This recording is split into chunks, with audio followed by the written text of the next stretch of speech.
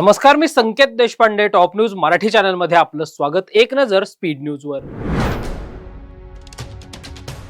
महाराष्ट्रातील भाजप खासदारांनी पंतप्रधान नरेंद्र मोदींची घेतली भेट. पंतप्रधान नरेंद्र मोदींकडून महाराष्ट्रातील खासदारांना भेटीचं निमंत्रण. राज्यातील अनेक विषयांवर चर्चा झाल्याची माहिती. पंतप्रधान नरेंद्र मोदींनी महाराष्ट्रातील खासदारांची घेतली शाळा. संसदीय कामकाजातील सहभाग वाढवण्याबरोबरच लोकांच्या समस्या सोडवण्यावर भर द्या, पंतप्रधान नरेंद्र मोदींच्या खासदारांना सूचना. राज्य निवडणूक आयोगानं महापालिका आयुक्तांची बोलावली बैठक. मुंबईत आज राज्य निवडणूक आयोगाची मनपा आयुक्तांसोबत बैठक. बैठकीत महापालिका निवडणुकीबाबत चर्चेची शक्यता.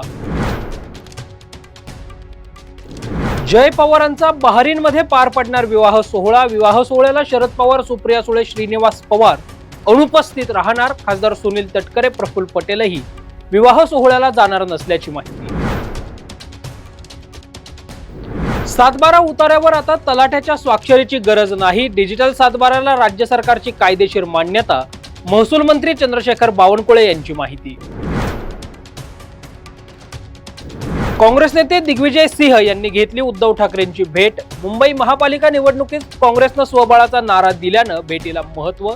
मनसेतील महाविकास आघाडीच्या समावेशाबाबतही दोघांमध्ये चर्चेची माहिती. आमदार रोहित पवारांना नाशिक सत्र न्यायालयात हजर राहण्याचे आदेश. क्रीडा मंत्री माणिकराव कोकाटे मानहानी प्रकरणात न्यायालयात हजर राहण्याचे आदेश. नागपुरातील हिवाळी अधिवेशन केवळ 1 आठवडा असणार. 8 डिसेंबर ते 14 डिसेंबर पर्यंत असणार हिवाळी अधिवेशन. अधिवेशनाचा कालावधी कमी असल्यानं विरोधक आक्रमक. पुणे विभागातील शिक्षक व पदवीधर निवडणुकीच्या प्रारूप मतदार याद्या प्रसिद्ध. पदवीधरसाठी 2,72,044 तर शिक्षकसाठी 44,214 मतदारांची नोंदणी. पुणे महापालिकेला अभय योजनेतून मिळाले 99 कोटी 70 लाखांचं उत्पन्न. 15 जानेवारीपर्यंत सुरू राहणार पुणे महानगरपालिकेची अभय योजना. पुणे महानगरपालिकेच्या प्रारूप मतदार याद्यांवर तक्रारींचा पाऊस. शेवटच्या दिवशी तब्बल 9,863 हरकती तर एकूण 22,000 हरकतींची नोंद. शेतकऱ्यांना आम्ही नुकसान भरपाई मिळवून देऊ. रोहिओ मंत्री भरत गोगावले यांची प्रतिक्रिया. संतोष बांगर यांची आमदारकी रद्द झाली पाहिजे. ठाकरे गटाचे आमदार अनिल परब यांची मागणी. राज्यभरात दत्त जयंतीचा उत्साह. श्री क्षेत्र नरसिंहवाडीत भाविकांची मोठी गर्दी. उद्धव ठाकरेंमुळे देवेंद्र फडणवीस यांना पहिल्या टर्ममध्ये मोकळीक नव्हती. अमृता फडणवीस यांचा गौप्यस्फोट.